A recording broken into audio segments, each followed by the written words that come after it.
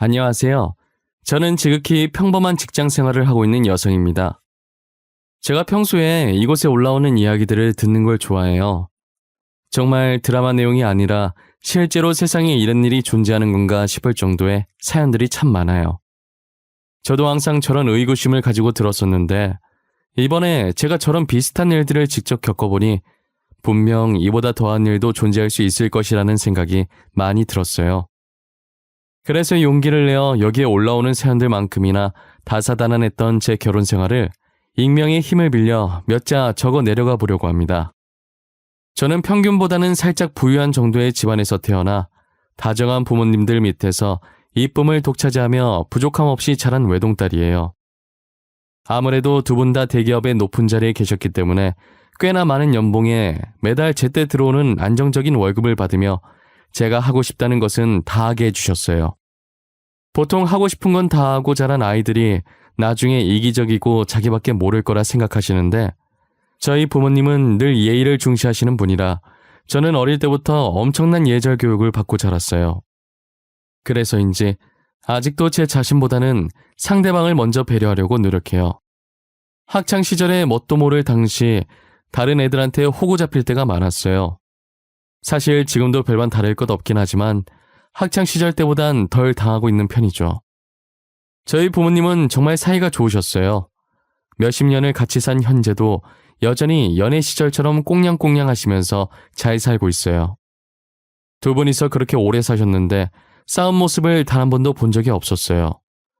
일단 아버지 성격이 너무 좋으셔서 싸움이 절대 일어날 수 없었어요. 그렇다고 어머니 성격이 안 좋다는 건 아닌데 가끔 어머니께서 짜증이 날 때가 있잖아요. 양말을 뒤집어 넣는다든지 입었던 티를 의자에 걸어 놓는다든지 정말 사소한 걸로 짜증을 내시는데 보통 어머니가 짜증을 내시면 계속 듣다가 나중에는 결국 같이 짜증으로 맞받아치는 게 대부분이잖아요. 저희 아버지께서는 사람 좋은 웃음을 하시면서 어머니의 짜증을 다 받아주고 계세요. 10분을 짜증내든 20분을 짜증내든 허허거리시며 인상 한번 안 찡그리시죠. 저는 늘 그런 아버지의 모습을 보고 다음에 결혼하게 되면 아버지 같은 분과 결혼해서 지금 저희 부모님처럼 알콩달콩 살고 싶다는 생각을 했었어요. 그리고 제가 마음만 먹으면 그렇게 살 수 있을 줄만 알았어요. 저는 남편과 대학교 캠퍼스 커플로 유명했고 취업한 뒤로도 꽤나 오래 사귄 뒤에 결혼까지 성공했어요. 저희가 얼마나 오랫동안 연애를 했으면 결혼했을 때 동기들은 너도 나도 드디어 결혼하냐면서 징하다고 너희들이 결혼을 하냐 마냐 내기도 했었다고 하더라고요. 그렇게 축복과 질타를 받으며 행복한 결혼식을 마쳤고 저는 부모님 같은 결혼 생활을 기대했어요. 저희 남편은 하고 있는 일에 최선을 다했고 학교 다닐 때나 직장을 다닐 때나 늘 성실했고 제일 중요한 조건인 사람 됨됨이가 정말 좋았어요. 저는 남편 집안이 조금 가난했지만 사람 됨됨이 그거 하나만 보고 결혼까지 결심하게 됐죠. 제가 남편을 오래 만난 것에 비해 시댁 식구를 결혼 전에 두세 번밖에 보지 못했어요. 결혼을 할지 안 할지 모르는데 미리부터 시댁을 만날 필요는 없다고 생각했거든요. 그래서 남편에게 프로포즈를 받은 후에 시댁 식구를 만났었어요. 하지만 시어머니와 시누는 남편과 성격이 딴판이었어요. 두세 번 봤다고 해서 사람 성격을 단번에 알 수 있는 게 아니잖아요. 결혼하고 보니 시어머니와 시누 성격이 너무 드세더라고요. 시아버지는 그래도 남편과 성격이 비슷해서 항상 며느리 사랑이 지극하셨어요. 제가 오면 시어머니께서는 저를 딱 며느리 이상도 이하도 아닌 정도로 대하셨는데 시아버지께서는 마치 친딸을 반기듯 반갑게 맞이해 주셨죠. 그래서인지 저도 시어머니보다는 시아버지를 더 좋아했어요. 그러나 시아버지께서는 예전부터 몸이 안 좋은 분이셨고 언제 갑자기 위독해질지 몰라서 늘 조마조마하며 지냈었는데 결국 제가 결혼한 지 반년 만에 세상을 떠나시게 되셨어요. 이제 시댁에서 제 편은 남편밖에 없다는 생각이 들었어요. 누가 보면 시어머니께서 제게 시댁살이를 시킨 줄 알겠지만 시댁살이는 안 시켜도 시어머니가 며느리를 바라보는 특유한 눈빛이 제 목을 죄어왔었어요. 그리고 시아버지께서 돌아가신 뒤로 시어머니와 신우는 더더욱 저를 올가매기 시작했죠.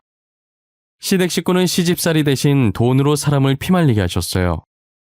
저희 부부의 경제권은 제가 잡고 있었어요. 저는 저희 부모님처럼 대기업에 다니고 있었고 남편이 중소기업에 다니고 있었거든요. 연봉 차이가 많이 나기도 하고 제가 재무팀에서 일하고 있어서 그런지 남편이 먼저 제게 돈 관리를 부탁하더라고요. 저는 남편에게 매달 용돈을 줬는데 부모님께 드릴 용돈까지 생각해서 줬었어요. 그래서 그동안 남편이 시어머니께 용돈을 드렸었는데 시어머니께서 이제 자기 아들과 결혼했으니 저도 자기 집안의 일원이라며 제게도 용돈을 달라고 하시더라고요. 저는 남편을 지금껏 키워주셔서 감사하고 부모님 같은 마음에 용돈을 드렸었어요. 그런데 그랬으면 안 됐던 것이었어요. 한번 그렇게 주고 나니까 계속 달라고 하시더라고요. 어쩌다 보니 매달 시어머니께 용돈을 주고 있는 저를 발견할 수 있었죠. 그렇다고 쪼잔하게 용돈을 끊기엔 좀 그래서 할 수 없이 남편이랑은 별개로 제가 따로 용돈을 드렸어요. 이걸 당연하다고 생각하면 안 되는 일인데 너무나 당연하게 생각하고 신우 용돈도 저한테 달라는 거예요. 아가, 이번에 용돈 잘 받았다. 그런데 나 혼자 용돈 받기가 좀 그렇구나. 앞으로 니네 시동생 용돈도 조금씩 챙겨주고 하는 게 어떠니? 저보고 아가씨 용돈까지 주라는 말씀이세요? 아가씨 용돈은 어머님께서 주시면 되잖아요. 남편한테도 용돈 받을 거고 저한테도 용돈 받으시는데 거기서 조금 떼서 주시면 안 되나요? 예, 이건 나 쓰라고 준 돈이잖니. 그런데 그 돈을 떼서 주라는 말이야? 동생이라고 생각하고 용돈 좀 주는 게 그렇게 어렵니? 어머님, 막말로 제 동생도 아닌데 제가 왜 줘야 하나요? 그런 건 오빠인 남편한테 부탁하세요. 그리고 이참에 저도 할 말이 있는데 제가 어머님 용돈을 왜 드리고 있는지 모르겠어요. 우리 아들 그만큼 키워서 너한테 보냈으면 당연히 고맙다고 용돈 줘야 하는 거 아니니? 얘는 말 같지도 않은 소리를 하고 있어. 그럼 그 돈도 저희 남편한테 받으셔야죠. 저희 부모님은 저를 그냥 키우신 줄 아세요? 남편은 저희 부모님한테 용돈 한 번 준 적 없어요. 그런데 제가 왜 어머님께 용돈을 드려야 하냐고요? 제 말에 화가 나셨는지 온갖 폭언을 쏟아내시더라고요. 저도 제 딴엔 화가 나서 그대로 전화를 끊어버리고 용돈도 같이 끊어버렸어요. 가는 말이 고와야 오는 말이 곱다고 가는 말이 저런데 어떻게 오는 말이 고울 수가 있을까요? 결국 그날 시어머니께서 남편한테 말한 것인지 남편이 대신 제게 사과를 하더라고요. 생각해보니 저도 잘한 것만은 아닌 것 같아서 남편에게 미안하다고 했어요. 그 일이 있고 나서 시어머니는 제게 돈 달라는 말을 잘하지 않으셨어요. 가끔 하시긴 하셨는데 그렇게 큰 돈이 아니라서 드리긴 했어요. 인간의 실수는 끝이 없고 같은 실수를 반복한다는 말이 있죠. 아무래도 그 말이 딱 저를 보고 하는 말인 것 같아요. 시어머니가 어떤 분인지 겪어봤으면 돈을 안 줘야 했는데 말이에요. 한 번은 신우가 친구 결혼식에 가야 한다고 들고 다닐 가방이 없다는 거예요. 그래서 조만간 신우 생일이기도 하니까 생일 선물 겸 가방 하나 사라고 카드를 줬었어요. 카드 결제하면 저한테 문자가 오는데 0 개수를 보고 순간 보이스피싱인 줄 알았다니까요. 너무 놀래서 신우에게 전화했더니 하는 말이 가관이었어요. 아가씨, 혹시 가방 뭐 사셨어요? 방금 결제 문자 날라왔는데 이거 잘못 찍힌 거죠? 0 하나 더 있는 것 같은데 잘못 결제한 거 아니에요? 안 그래도 전화하려고 했는데 700만 원으로 찍혀 있죠. 그거 맞아요. 제가 산 거예요. 놀라셨구나. 엄마가 그러던데 저한테 생일 선물 사라고 카드 주셨다고요? 너무 고마워요.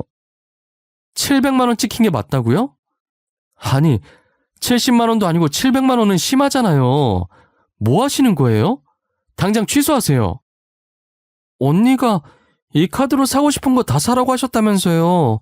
왜 한 입으로 두 말 하세요? 저는 절대 환불 못해요. 아니, 안 할 거예요. 언니가 이러니까 선물 주고도 욕먹는 거예요. 알아요? 신우는 취소하라고 했더니 안 할 거라고 하면서 전화를 끊어버리더라고요. 전화가 끊기자마자 다시 통화 버튼을 눌렀는데 꺼져 있다는 음성만 들리는 거예요. 저는 태어나서 머리에 뚜껑이 열린다는 게 무슨 느낌인지 알게 됐어요. 이대로 시어머니한테 전화했다간 정말 좋은 소리 안 나갈 것 같아서 심호흡을 몇 번 하고 전화 걸었어요. 어머님, 아가씨한테 제 카드 주면서 사고 싶은 거 다 사라고 하셨어요? 지금 아가씨가 제 카드로 얼마를 긁었는지 아세요? 너가 분명히 우리 딸 생일 선물 사라고 카드 준 거잖니. 나는 그래서 생일 선물 사라는 말밖에 안 했다. 도대체 얼마나 긁었길래 이 사단이야? 100만 원 긁었다니? 100만 원이요? 700만 원 긁었어요. 700만 원. 제가 아무리 생일 선물 사라고 했다지만 이건 아니죠, 어머님. 뭐? 700만 원? 아이고, 우리 딸 누구 닮았는지 통도 크네. 어? 근데 너도 명품 가방 많잖니. 동생 하나 사줬다고 생각해. 시어머니는 가격 듣고 잠깐 놀라더니 이내 아무렇지 않게 웃으면서 농담을 하고 계시는 거예요. 아무리 제가 뭐라 그래도 벽 보고 말하는 것처럼 말이 안 통했어요. 팔은 안으로 굽는다고 오히려 신호편 들기 바빴죠. 와중에 결제 문자가 하나 더 왔는데 원피스 120만 원에 구두 180만 원, 딱 1000만 원을 쓴 거예요. 저도 명품을 좋아하고 많이 산다고는 하나 그건 제가 일해서 번 돈으로 사는 거잖아요. 제 돈으로 사는 것과 남의 돈으로 사는 것이 어떻게 똑같냔 말이에요. 신우는 일을 하는 것도 아닌데 하루도 아니고 1시간 만에 1000만 원이 말이 되냐고요. 하필 그게 또 체크카드라 돈 나간 걸 보니 한숨이 절로 나왔어요. 저는 퇴근하자마자 시댁에 찾아가서 제 카드를 뺏었어요. 신우는 분명 체크카드인데 도대체 얼마나 들어있는 거냐고 1000만 원을 써도 끄떡이 없다고 오버하면서 시어머니 들으라는 식으로 크게 얘기하는 거예요. 그 말을 들은 시어머니는 그 자리에선 아무 말도 하지 않았지만 눈이 반짝이는 걸 똑똑히 봤어요. 카드를 뺏어 들고 더 말할 기운도 없어서 그대로 시댁을 빠져나왔어요. 남편한테 말해봤자 어차피 해결되는 게 없으니 혼자 속으로만 삭히고 있어야 했어요. 저는 자그마치 제 2달치 월급이 1시간 만에 사라져서 허탈감에 빠져 있었어요.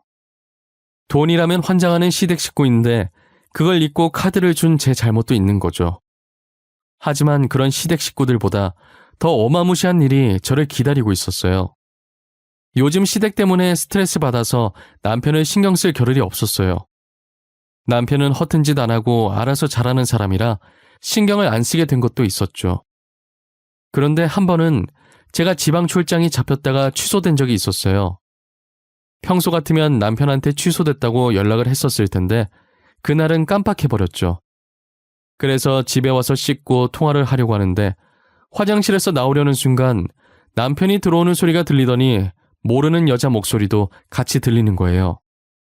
제 귀 신경은 문 너머에 있는 두 사람의 목소리에 쏠려 있었어요. 문에 살짝 귀를 대고 있었는데 갑자기 쿵 하면서 화장실 문이 흔들리더라고요. 여자가 화장실 문에 박은 건지 비음 섞인 목소리가 살짝 들리더니 남편은 여자에게 나가자라고 짧게 말한 뒤 다시 현관문 열리는 소리가 들렸어요.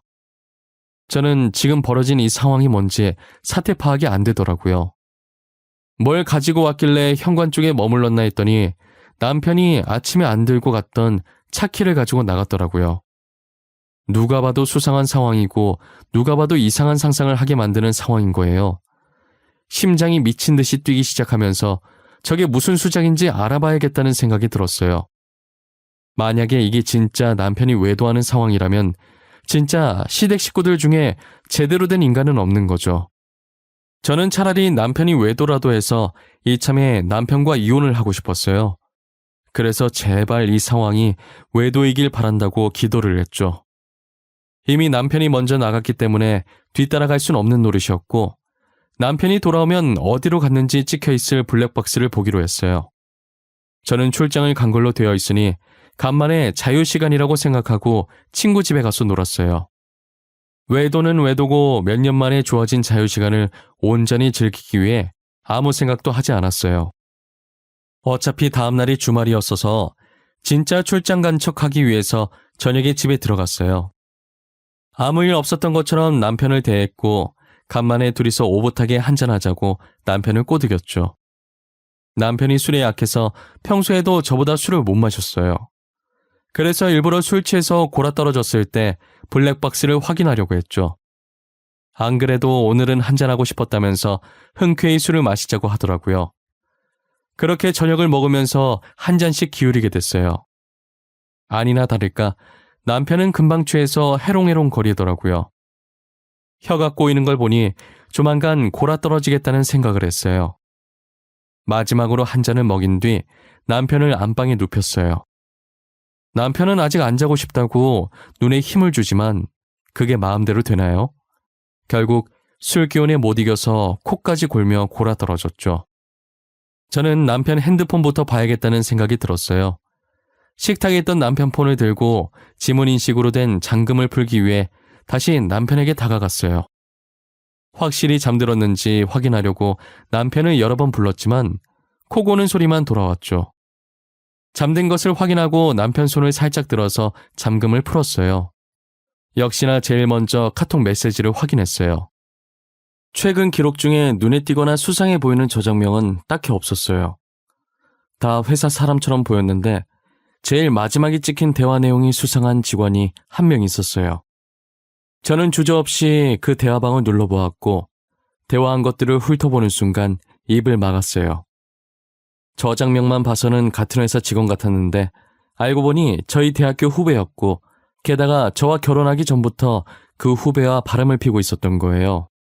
제가 대학 다닐 때 엄청 친했던 후배였고 며칠 전에도 저와 연락했던 아이였거든요. 분명 제가 알기론 옷가게를 하던 아이였는데 사원이라고 적혀있는 거 보니 혹시나 제가 미리 보기로 뜨는 카톡을 우연이라도 보게 될까봐 저장명을 일부러 바꾼 것 같아요.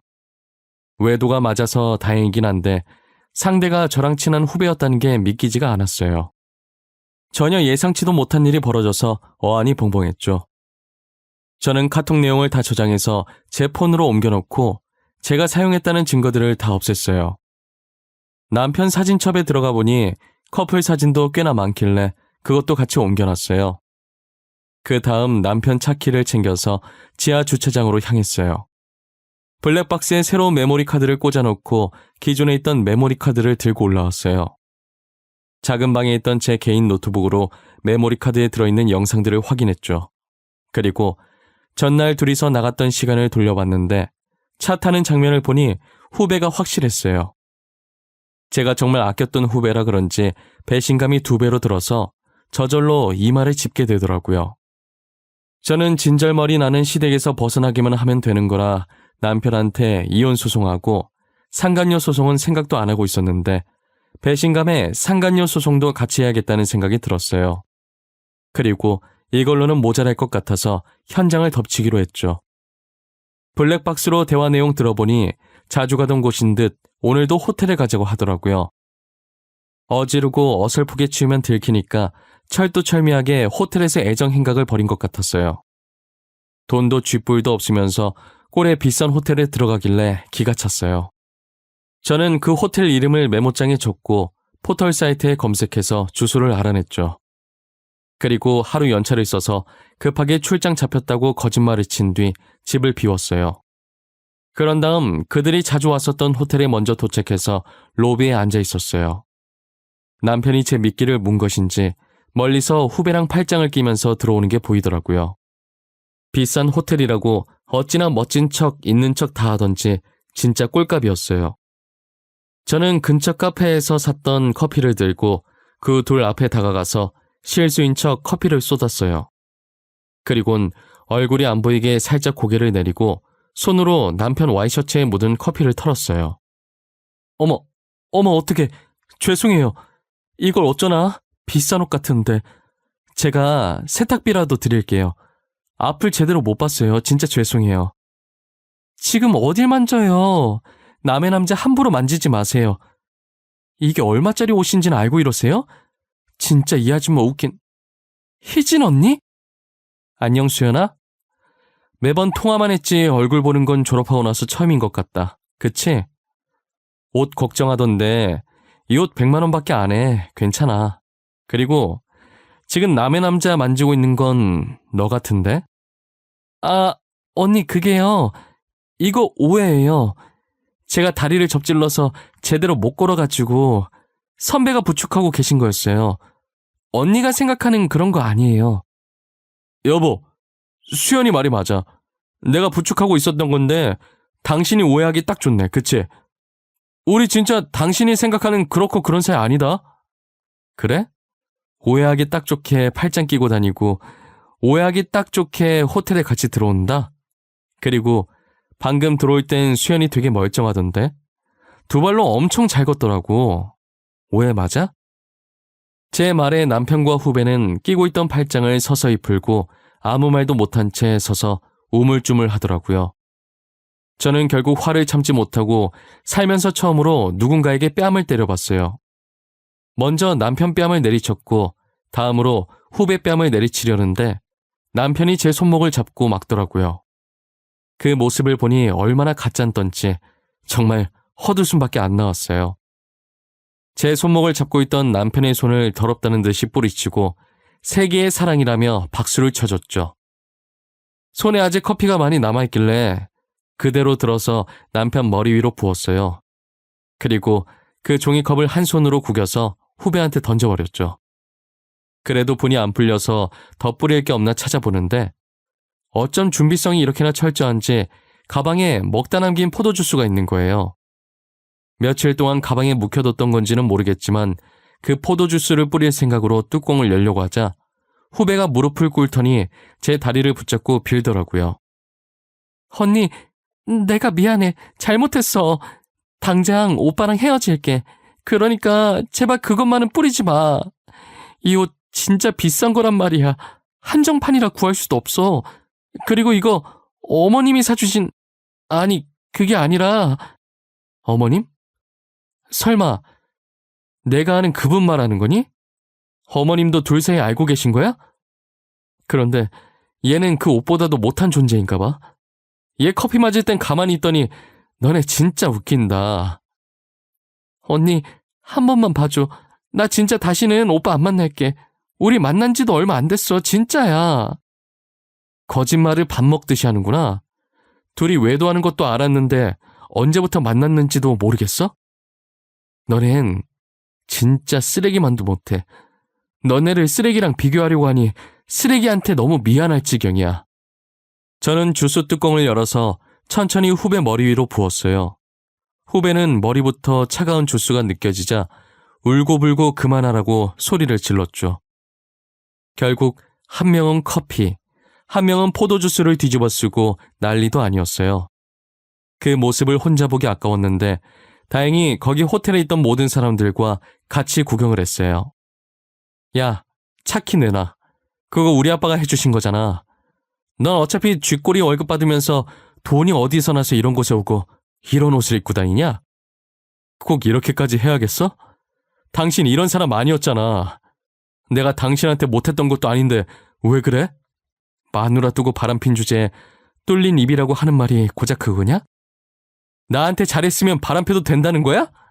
그리고 나를 이렇게 만든 게 지금 누군데? 모든 책임을 저한테 돌리려고 하는 남편에게 소리를 지르고 남편 손에 들려있던 차키를 들고 나왔어요. 저는 그대로 차를 끌고 집으로 와서 미친 듯이 짐을 싸기 시작했어요. 어차피 제가 모았던 돈으로 마련한 집이라 나올 때 현관문 비밀번호를 바꿔버렸어요. 정말 집안에 남편이 해온 거라곤 단 하나도 없었죠. 잘난 것 하나 없으면서 무슨 배짱으로 바람을 핀 건지 이해가 안 됐어요. 그리고 그 옷들과 호텔비는 도대체 어디서 났는지 모르겠더라고요. 사실 부모님 걱정할까봐 친정에는 안 가려고 했지만 어차피 알게 되실 거고 친정 말고는 갈 곳이 없었어요. 많이 망설였지만 선택지가 없으니 할 수 없이 친정으로 들어가게 됐어요. 저희 부모님은 제 꼴을 보고 당연히 놀라셨고 저는 자초지종 상황 설명을 했어요. 자세한 얘기는 안 했고 시댁에서 계속 돈 요구하고 남편이 바람났다는 정도만 이야기했죠. 친정어머니는 충격에 아무 말도 못하셨고 친정아버지는 당장이라도 남편을 박살낼 거라며 지금 바로 남편 있는 곳으로 가자고 난리셨어요. 아빠 진정해, 나 괜찮아. 어차피 돈 때문에 이혼하고 싶어서 남편 외도하게 해달라고 기도했었어. 기도빨 은근 먹히네. 종종 써먹어야겠다. 내가 어떤 신한테 빌었더라? 지금 농담이 나오냐? 감히 우리 귀한 딸한테 몹쓸 짓을. 어차피 그놈한테 받을 것도 있어서 한번 만나야 돼. 그러니 빨리 그놈 있는 곳으로 앞장서. 받을 거? 아빠가 그 자식한테 받을 게 뭐 있는데? 설마 돈 줬어? 카드 줬었지. 사위 안 그래도 월급 작아서 기 죽으면서 살 텐데 기 좀 펴고 살라고 줬었지. 호텔 자주 간다 했더니 다 그년한테 바친 거였구만. 아이고 코리야. 아빠, 왜 카드 줬다는 말 나한테 안 했어? 카드를 뭘 믿고 준 건데 대체. 딸내미한테도 안 주는 카드를. 내가 이렇게 될 줄 알았겠냐? 나한테 너무 화내지 말어. 나도 하나밖에 없는 사위한테 잘해주고 싶었어. 알고 보니 호텔비의 명품 옷들이 어디서 났나 했더니 다 저희 아버지 통장에서 나간 것이었어요. 그리고 시어머니께서 무슨 돈으로 후배한테 옷을 선물했나 했는데 제가 남편에게 용돈으로 줬던 돈을 전부 시어머니한테 드리고 자기는 저희 아버지 카드를 쓰면서 생활했던 거죠. 아버지는 내역서를 보고도 저랑 쇼핑하고 호텔에 놀러간 줄 알았대요. 카드 줘놓고 일일이 어디다 쓴 건지 물어보면 불편할까봐 아무 말도 안 했었다고 하더라고요. 다시 받으러 가면 재수없는 얼굴을 또 봐야 하니 그냥 카드를 분실 신고해서 정지시켜놨어요. 저는 그렇게 남편에게 이혼 소송을, 후배한테는 상간녀 소송을 걸어서 위자료를 받아냈어요. 그리고 남편과 살던 집은 두 번 다시 갈 일 없을 것 같아서 팔아버렸어요. 남편은 저와 이혼했다는 말을 시어머니께 안 했나 봐요. 시어머니께서 친정까지 찾아와서 돈 떨어졌으니 돈 달라고 하는 거예요. 너는 어떻게 배워먹은 게 남편 내쫓고 친정으로 도망 나오니? 그건 그렇고 50만 원만 줘. 생활비가 똑 떨어졌어. 아 맞다. 네 시동생 취업해서 정장도 한번 사야 하는데. 저한테 돈 맡겨두셨어요? 왜 자기 아들 놔두고 제 친정까지 찾아와서 이렇게 괴롭히시는데요? 앞으로 저한테 이러시지 말고 본인 아들한테 돈 달라고 하세요. 얘 진짜 말하는 꼬락서니 봐. 시애미한테 누가 그딴 식으로 말하고 가르치디? 네 시동생 취업해서 돈 벌면 그때다 갚으면 될 거 아니야. 저는 시어머니와 신랑이 하다가 얼마 전 지갑 정리하다 발견한 남편 카드가 생각나더라고요. 그래서 못 이기는 척하면서 그 카드를 시어머니께 내밀었어요. 시어머니는 아무것도 모르고 신나서 카드를 받아들고 가더라고요. 그리고 남편한테 전화해서 이혼한 거 말 안 했냐고 시어머니 다시 찾아오면 진짜 신고할 거라면서 남편 대답은 듣지도 않고 제 말만 하고 끊었어요.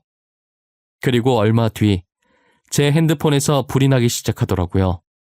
아마도 시어머니께서 카드를 긁은 모양인데 그게 남편한테 문자로 간 것 같아요. 받을 때까지 할 기세길래 받았더니 저한테 자기 카드 썼냐고 따지는 거예요.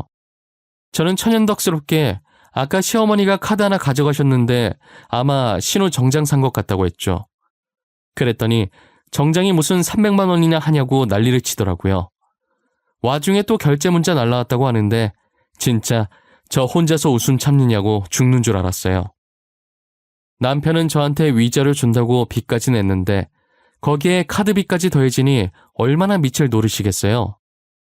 저는 시어머니께서 쓰신 거니까 앞으로 카드 빚이나 갚으면서 살라고 그리고 연락하지 말라고 했어요. 전화 끊자마자 침대 위에서 배 잡고 눈물 찔끔 흘리면서 웃었네요. 통쾌한 마음으로 하루를 보내고 있었는데 저녁에 남편한테 들은 건지 시어머니가 또 찾아오신 거예요. 무어라 소리치시긴 하는데 귀만 아프고 뭘 하는지 모르겠어서 귀 파는 신용만 하고 있었어요. 그리고 시어머니 말 다 끝난 것 같길래 그동안 가져갔던 돈 다 토해내기 싫으면 돌아가라고 딱 한마디 했더니 시어머니는 합주기가 돼서 한참 저를 째려보다가 돌아가시더라고요. 제가 쓴 돈이면 모를까 자기들이 쓴 돈인데 뭐가 화나서 저렇게 열을 내는지 모르겠어요. 그래도 제 나름대로 복수를 해준 것 같아서 너무 통쾌하고 짜릿했어요. 벌써 이 일도 1년 전 일이네요. 시간이 왜 이렇게 빨리 가는지 모르겠어요. 그래도 시간이 지나니 무뎌진 건지 그날을 회상해도 더 이상 화나지 않고 그냥 웃기기만 하더라고요.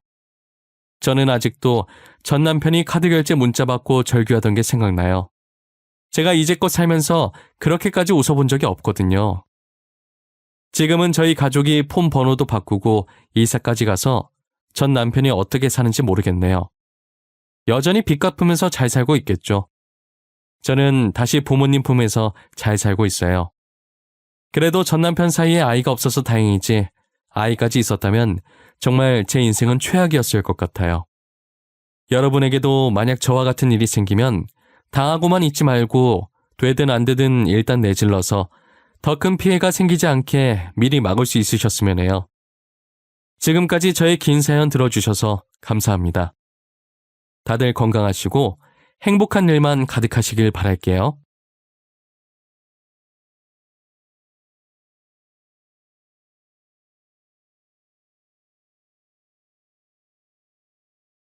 안녕하세요.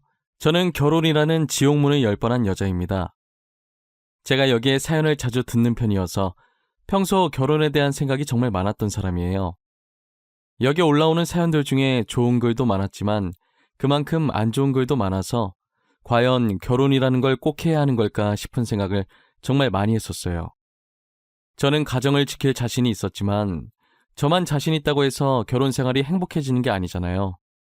박수를 칠 때도 두 손이 마주쳐야 짝 하는 소리가 나는 것처럼 결혼도 한 사람의 노력이 아닌 두 사람이 서로한테 잘 맞춰줘야 순탄한 결혼 생활을 이어갈 수 있을 거라 생각해요. 지금부터 제가 하는 이야기를 들으시면 아마 여러분들도 제가 한 선택이 옳았다는 생각이 드실 거예요. 저도 한때는 사이좋은 부모님을 보고 자라서 다음에 좋아하는 사람이 생기게 된다면 결혼해서 아이 낳고 저희 부모님처럼 행복하게 살고 싶다는 생각이 컸어요.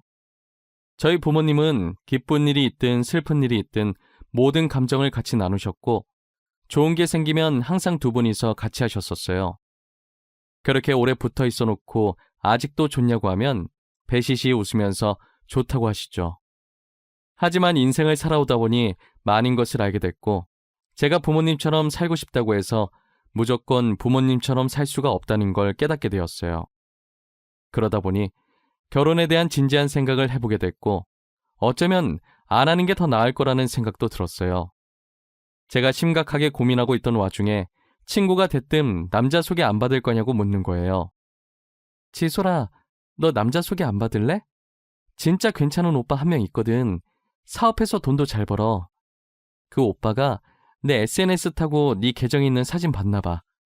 자기 스타일이라고 소개시켜달라고 난리던데? 친구야, 나는 지금 진지하게 결혼을 할지 말지에 대해 고민하고 있는데 남자 소개를 받으라고? 나는 소개 같은 거 안 받는단다. 다른 사람 알아보라고 전해줘. 야, 결혼은 혼자 하니? 남자친구가 있어야 결혼을 하든지 말든지 하지. 지금 남자친구도 없으면서 혼자서 무슨 고민을 한다는 거야? 내 말은 연애를 해서 결혼을 할지 아니면 아예 비혼주의로 살지 그 고민을 하고 있다고. 여튼 난 소개 안 받을 거라고 말했다.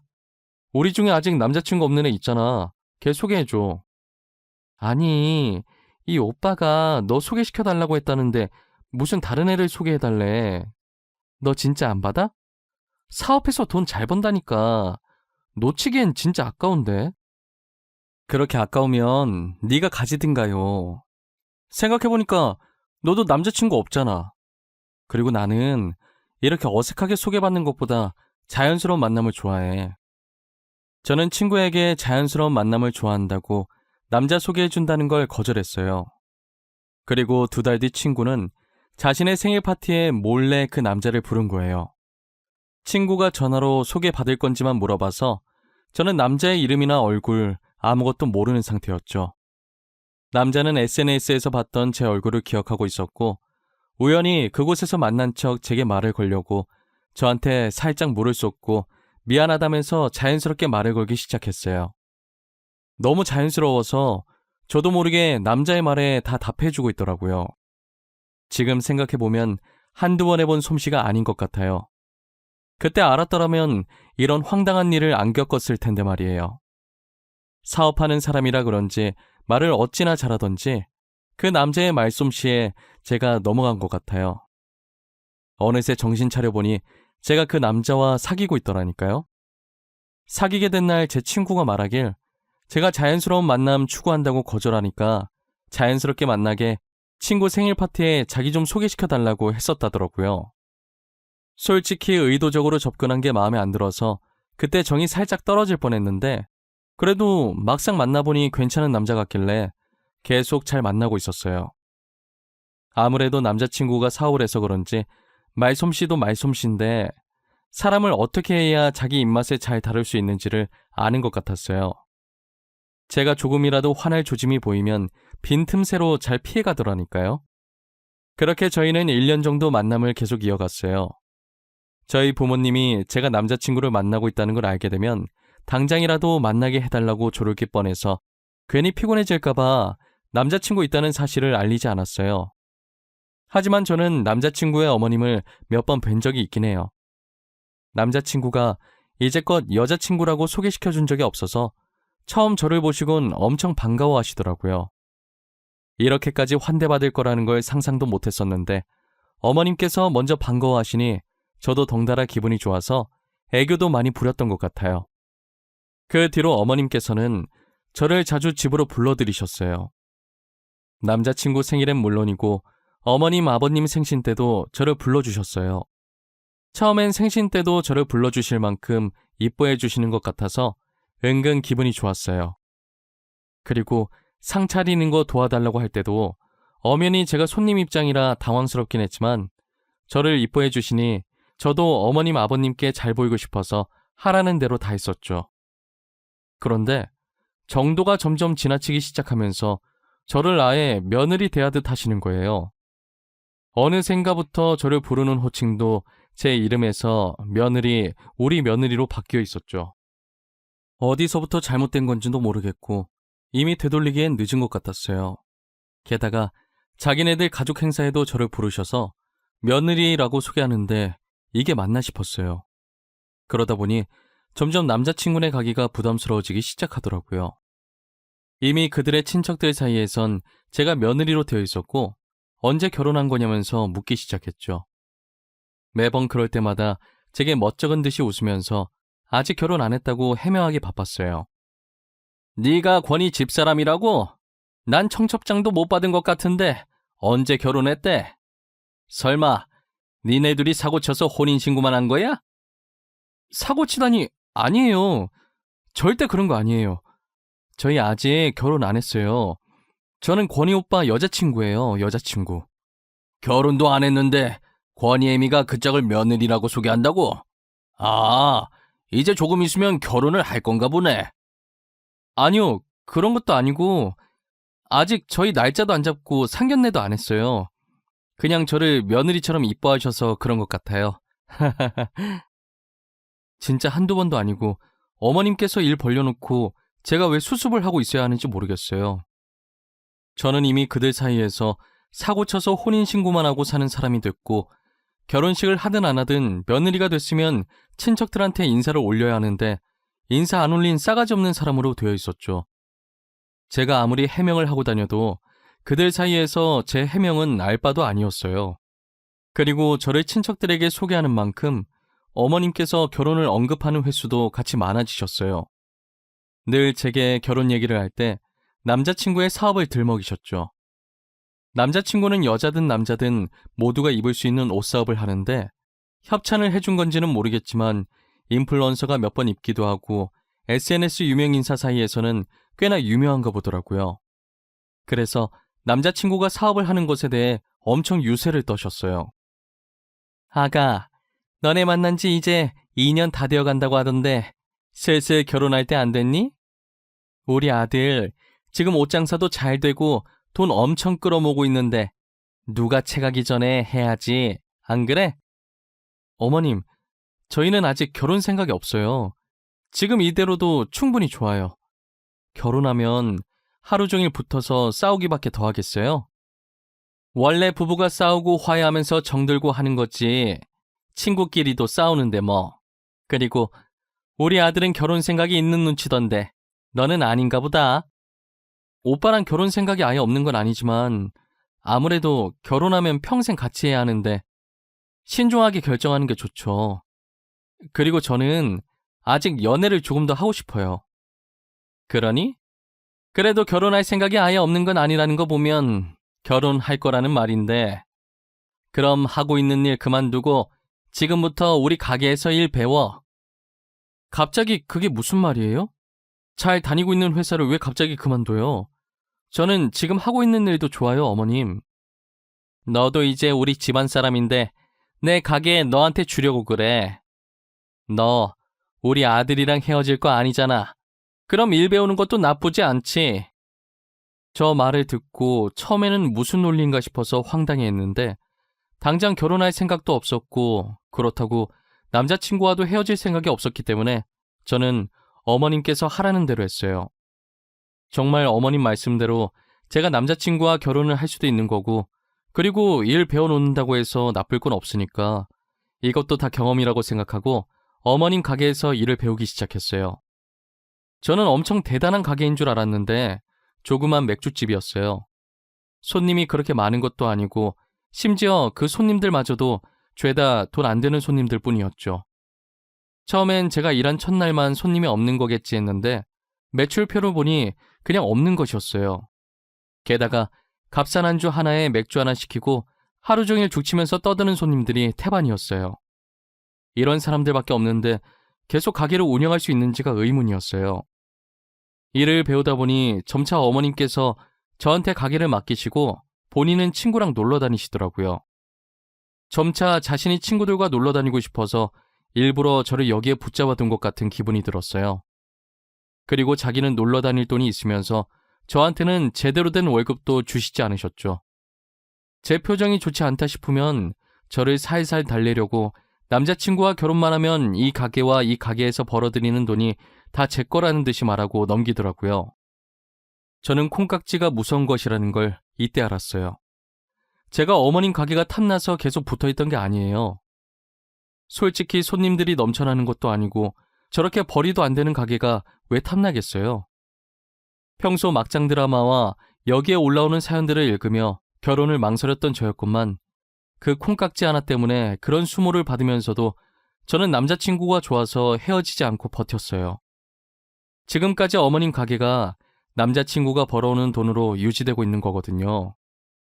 남자친구 회사 매출이 얼마나 높은 건지는 모르겠지만 어머니께서는 저한테 가게를 맡기시고 본인은 다른 가게를 하나 내려고 생각 중이신 거예요.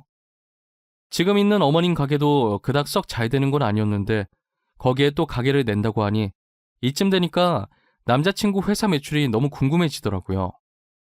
어머님, 혹시 권희 오빠 회사 매출이 어느 정도예요? 도대체 얼마나 돈을 잘 벌길래 가게를 또 낸다는 거예요? 아, 이건 가게가 작아서 얼마 안 해. 이 정도 가게 내줄 만큼은 벌지. 왜? 가게 턱턱 내주는 거 보니까 우리 아들과 결혼이 하고 싶어진 거야? 아니요, 그런 건 아니고 솔직히 어머님이 지금 가게가 잘 되는 건 아니잖아요. 그런데 이 가게 처분도 안 하고 다른 가게 내준다니까 조금 신기했어요. 어머, 잘 안 되긴. 너가 일을 잘해봐라. 금방 돈방석에 앉을 거다. 내가 있을 땐 손님도 얼마나 많았는데 네가 못해서 그런 거라고는 생각도 안 하고. 제가 가게에 들어오기 전 매출표를 봤다는 걸 어머님께서는 모르시는 것 같아요.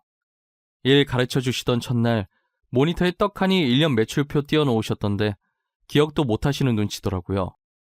괜히 여기서 말 더 얹었다간 좋은 소리 못 들을 게 뻔하니까 대꾸도 안 했죠. 그런데 정말 이대로 가다간 가게가 망할 것 같은 거예요. 뭘 해야 할까 엄청 고민을 하다가 추억의 음식들을 만들어서 팔기 시작했어요. 거기다 가게에 학생 시절 많이 사용했었던 소품들을 구해서 중간중간 배치해주니 정말 그때 그 시절로 돌아간 기분이 들기 시작하더라고요. 그리고 SNS를 이용해서 그 시절 감성의 사진들과 글씨체를 이용해서 홍보도 하기 시작했죠. 며칠 뒤에 제가 올린 글을 보고 왔다는 손님들이 조금씩 생기기 시작하는 거예요. 제 가게는 아니었지만 그래도 매출이 생기는 걸 보니 너무 뿌듯했어요. 제가 가게를 살려놓으니 어머님께서는 조금 놀라신 눈치더라고요. 어떻게 그런 생각을 했냐며 덕분에 돈 좀 만져보겠다고 엄청 좋아하셨었죠. 그리고 얼마 지나지 않아 저는 어머님 가게를 살려놓지 말았어야 했다고 후회했어요. 어머님께서는 매출표를 보더니 이것도 다 한철이라고 벌 수 있을 때 벌어야 한다면서 제게 더 새롭고 기발한 아이템을 요구하기 시작했죠. 저는 실망시켜드리고 싶지 않았기 때문에 뭐가 더 있을지 계속 생각하게 되더라고요. 가게 인테리어로 사용했던 소품들이 저희 시대 때 유행했던 소품들이어서 어머님 시대에 유행했던 것들도 어렵게 구해서 배치해놨어요. 그리고 그 시절 자주 먹었던 음식들을 똑같이 만들 순 없지만 최대한 비슷하게 흉내만 냈었죠. 그랬더니 저희 시대는 물론 어머님 시대의 손님들도 많이 찾아주시더라고요. 사람들이 SNS에 저희 가게 다녀간 후기를 작성해 주셔서 다른 지역 손님들도 많이 늘었어요.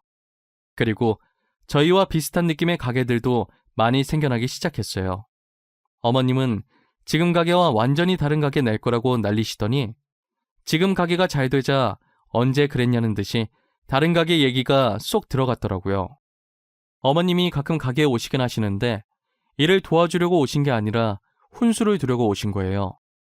바빠 죽겠는데 도와주지는 못할 망정 저를 쫓아다니면서 하나부터 열까지 다 간섭하시고 자기는 카운터에 있는 돈만 챙겨서 나가더라고요. 힘들게 돈 버는 사람 따로 있고 아무것도 안 하면서 돈만 쓰는 사람이 따로 있었죠. 저도 사람인지라 아무리 남자친구가 좋아도 제가 며느리도 아닌데 이런 대우받으면서 못 살겠더라고요. 혼자서 진지하게 남자친구와 헤어져야 하나 고민하고 있던 참이었어요. 제가 어머님 장단에 다 맞춰주니까 남자친구 자신도 제게 그렇게 해도 된다고 생각했는지 어머님이 제게 행동하듯 막대하기 시작하더라고요. 평소처럼 어머님 가게에서 오픈 준비하고 있는데 남자친구한테 전화가 온 거예요. 지소라, 부탁할 게 있어서 전화했는데 아직 가게 문 안 열었지? 내가 집에서 서류를 안 가지고 나왔더라고. 혹시 가져다 줄 수 있나 해서. 지금 오픈 준비하고 있어서 잠깐 시간 되니까 내가 가져다 줄게. 어떻게 생긴 봉투인데? 그냥 일반 서류 봉투야? 일반 갈색 서류 말고 흰색 서류 봉투 하나 있거든? 작은 거랑 큰 거 2개 있을 거야. 그거 2개 챙겨서 우리 회사로 와줘. 진짜 미안해. 괜찮아. 이거 급한 일이지. 내가 최대한 빨리 갈게. 어디로 갖다 주면 돼? 대표실에 가져다 주면 되는 건가? 아니야. 회사 안까지는 올 필요 없어. 다 와가면 그때 전화 줘. 내가 나갈 테니까. 서류 가져다 주는 것도 미안한데 나만 가만히 받고만 있을 순 없지. 그러니까 꼭 전화해. 알겠지? 그렇게 한번 서류를 가져다 주니 제가 마치 자신의 개인 비서라도 되는 양 이것저것 시키는 거예요. 저는 매번 남자친구가 부탁하면 혹시나 일하는데 서류 하나 때문에 무슨 문제라도 생길까 싶어서 잠시 가게 문을 닫아놓고 불이 나게 서류를 가져다 주고 왔었어요. 제가 계속 가져다 주니까 이게 습관이 돼서 이젠 신경 써서 챙길 생각이 없어 보이더라고요. 남자친구한테 제발 서류 같은 것 좀 잘 챙기라고 하면 건성으로 알겠다는 대답만 돌아왔죠. 그러다 한 번은 남자친구가 퇴근하면서 친구들을 데리고 어머님 가게 놀러 온 거예요. 제가 하루 종일 가게에 박혀서 일하느라 옷에 음식도 살짝 튀고 꾀지지한 상태였거든요. 저는 지금 제 모습이 어떤지 생각도 안 쓰고 그저 반가운 마음에 다가갔는데 남자친구는 저를 보고도 살짝 시큰둥한 반응을 보이더라고요. 안 좋은 일이라도 있었나 싶어서 밑반찬을 가져다 주면서 물었어요. 오빠, 회사에서 무슨 일 있었어? 오늘따라 표정이 왜 이렇게 안 좋아? 혹시 계약하기로 했다는 거 잘 안 된 거야? 아무것도 아니야.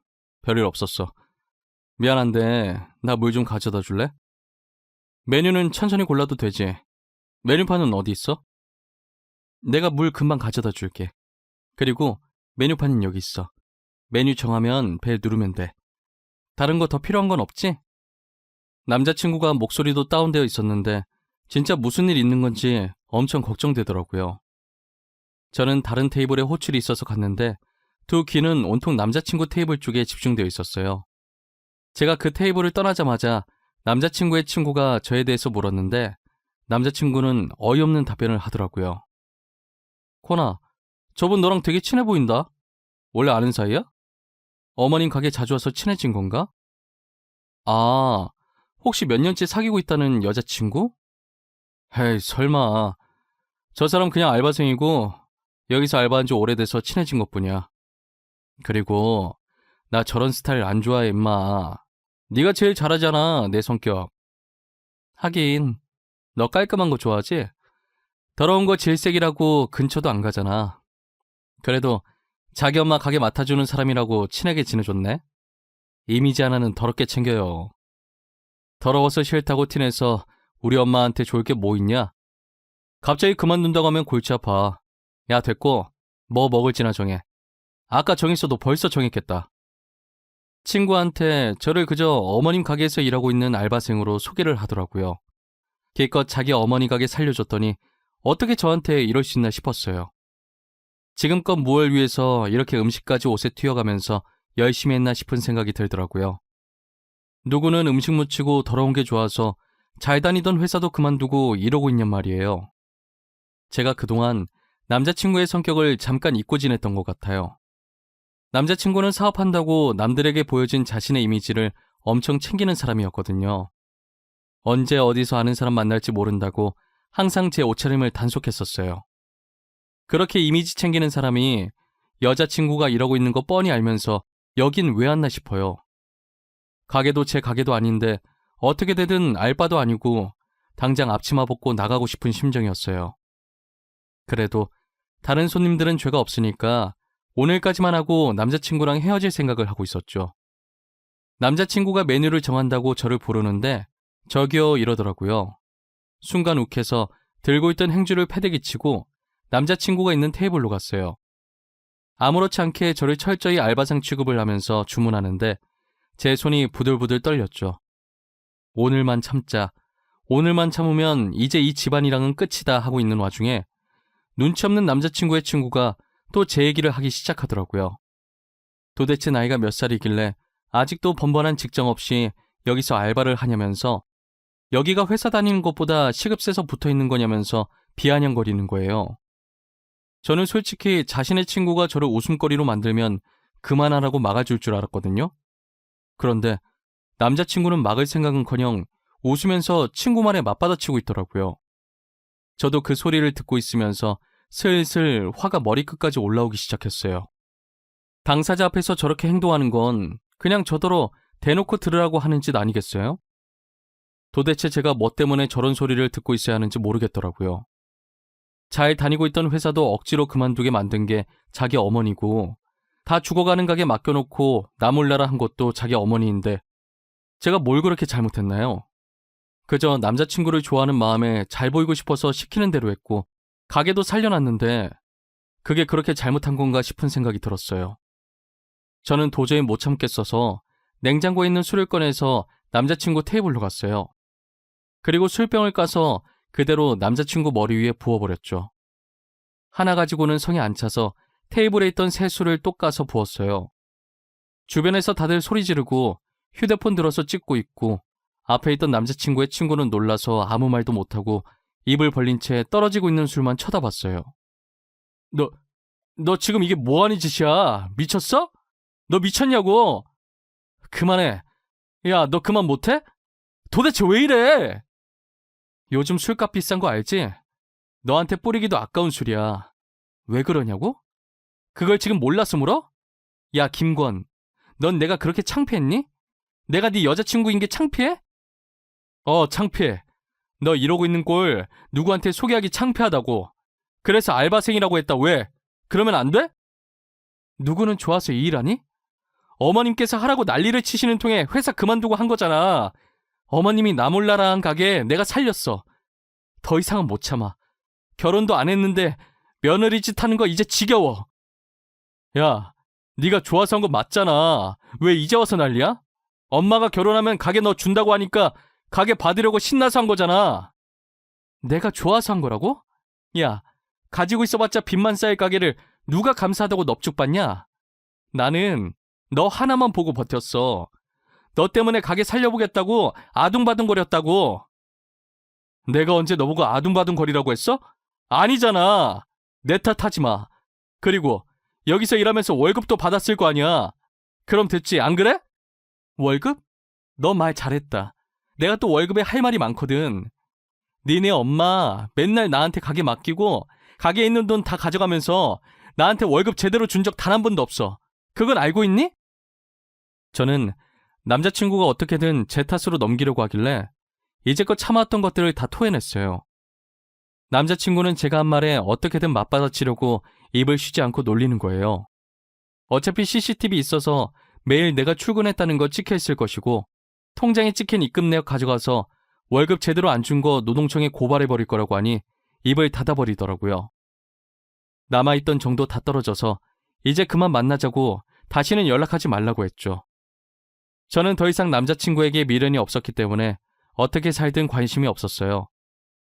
사실 제가 SNS 계정이 있어도 특별한 날 아니면 활동을 잘 안 해서 몰랐었는데 남자친구한테 난리치던 날 누군가 영상을 올려서 어머님 가게가 난리였더라고요.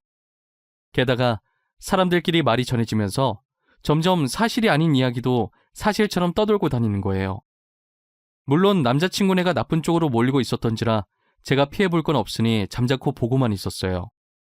그냥 이대로 망해버렸으면 좋겠다는 생각도 했는데 얼마 지나지 않아 제 바람이 이루어지더라고요. 영상이 퍼질 대로 퍼져서 어머니 가게 이미지는 날이 갈수록 떨어지고 그만큼 매출도 바닥을 쳤어요. 며느리도 아니고 언제 헤어질지도 모르는 여자친구를 시댁살이 시켰다면서 다들 가게에 가지 않았죠. 사람들은 저런 집에 누가 시집가고 싶어 하겠냐면서 그만큼 버틴 제가 보살이라고 그동안 어떻게 참았냐고 자기들이었으면 진작에 헤어졌을 거라더군요. 저도 그런 반응들을 보고 그때를 돌이켜보니 이제껏 어떻게 버텨왔는지 모르겠어요. 어머님께 온갖 일을 당하면서도 남자친구가 좋아서 다 맞춰주며 살다가 남자친구한테 정이 떨어져서야 정신을 차리고 빠져나올 수 있었잖아요. 몸과 마음이 자유로워지니 연애 같은 건 하지 않겠다는 생각과 함께 혼자가 최고라는 걸 뼈저리게 느꼈죠. 저는 다시 회사에 다니고 싶어서 이곳저곳 열심히 이력서를 넣고 있었어요. 면접 보러 오라고 연락 온 곳이 있어서 나가려는 찰나에 아버지께서 서류를 놓고 왔다고 집에 가는 길에 잠시만 들려서 주고 가라는 거예요.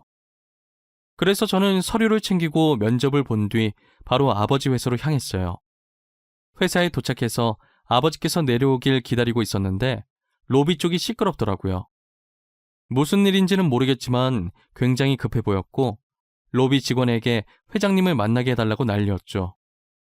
그래서 소리나는 쪽을 무심결에 쳐다봤는데 되게 낯익은 뒤통수 하나가 보이는 거예요. 뒤통수뿐만 아니라 목소리도 전 남자친구와 흡사했어요.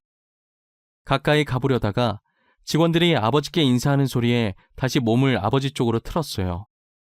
그랬더니 로비 앞에 있던 그 사람도 빠른 속도로 아버지께 달려갔죠.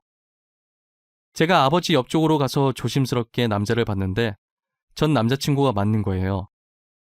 울다시피 아버지께 빌다가 저를 발견하고 의아한 듯 쳐다보더라고요. 회장님, 지금까지 저희 회사에 투자 잘해주셨잖아요. 갑자기 왜 투자금을 빼신 거예요? 네? 저희 회사 이러다 진짜 망해요. 제발 한 번만 도와주세요. 이지솔, 네가 여기 왜 있어? 설마 여기 취업했냐? 자네가 우리 지솔이를 어떻게 아는가? 지솔아, 너 김 대표랑 아는 사이니? 응, 잘 알지. 너무 잘 알아서 탈이지. 근데 이 사람 여기 왜 왔는데? 아빠가 저 회사에 투자해주기로 한 거 있었어? 아빠? 회장님이 니네 아버지라고? 야, 너 왜 말을 안 했어? 회장님이 너네 아버지인 거 알았으면 우리가 그렇게까지 안 했지. 이 회사 회장이 우리 아빠인 거 알았으면 뭐 어쩌려고 했는데? 일은 안 시켜도 니네 회사에 계속 투자해달라고 들들 복학했지. 안 그래? 내가 느끼기엔 두 사람이 썩 좋은 사이는 아니었나 보구나. 더 이상 김 대표랑 할 얘기 없으니 돌아가세요. 다시는 찾아오지 않았으면 좋겠습니다. 아버지께서는 눈치가 빠르신 분이라 저렇게만 말해도 단번에 알아차리시고 전 남자친구에게 확실히 선을 그으셨어요. 그리고 살려달라고 소리 지르는 전 남자친구를 뒤로하고 저를 데리고 회장실로 향했어요. 저한테 무슨 일이 있었던 건지 자세하게 말해보라고 하시더라고요. 저는 토시 하나 빠뜨리지 않고 그간 있었던 일에 대해 아버지께 말씀드렸어요. 제 말을 들은 아버지는 그 사건의 주인공이 저였냐면서 왜 이제껏 말하지 않았냐고 저를 다그치셨죠. 저는 어차피 지난 일이니까 이것도 좋은 경험이었다 생각하며 살고 있다고 했어요. 아버지께서는 다시 전 남자친구 회사에 투자하지 않겠다고 하시더라고요. 아무래도 딸이 그렇게 당했는데 투자해주고 싶은 마음이 사라지셨겠죠. 아버지 뜻이 그렇다는데 제가 굳이 말릴 필요는 없어서 알겠다고 했어요. 전 남자친구는 그 뒤로 계속 저한테 연락을 하더라고요. 그날 이후로 어머니 가게는 망했고 자기 신상도 다 털려서 매출이 바닥을 친다고 다들 아무도 투자를 안 해주려고 하는데 아버지까지 등 돌리면 진짜 회사 망한다면서요. 아버지께서 SNS를 안 하시니 그 사건을 제일 마지막에 아셨다고 하더라고요. 그래서 투자금을 안 빼고 있다가 뒤늦게 뺐더니 저렇게 회사까지 찾아온 거예요. 저는 전 남자친구 어머니를 노동청에 고발 안 한 걸 다행이라고 생각하라고 지금 염치도 없이 뻔뻔하게 나한테 뭘 부탁하는 거냐고 답하고 차단해버렸어요. 결국엔 전 남자친구는 투자자를 못 구해서 회사가 부도 처리됐죠. 그렇게 자기들 잘난 맛에 살더니 그대로 부메랑처럼 돌아와서 길거리에 나앉게 생겼네요. 정말 우연이라도 다시는 그 집안 식구들이랑 마주치는 일이 없었으면 좋겠어요. 진작에 인연을 끊었어야 하는데 뭐가 그렇게 좋아서 미련하게 버텼는지 모르겠어요. 여러분들도 저 같은 상황이 생긴다면 미련 가지지 말고 과감하게 끊어내셨으면 좋겠습니다. 지금까지 제 사연 들어주셔서 감사하고 항상 행복한 일만 가득하시길 바랄게요.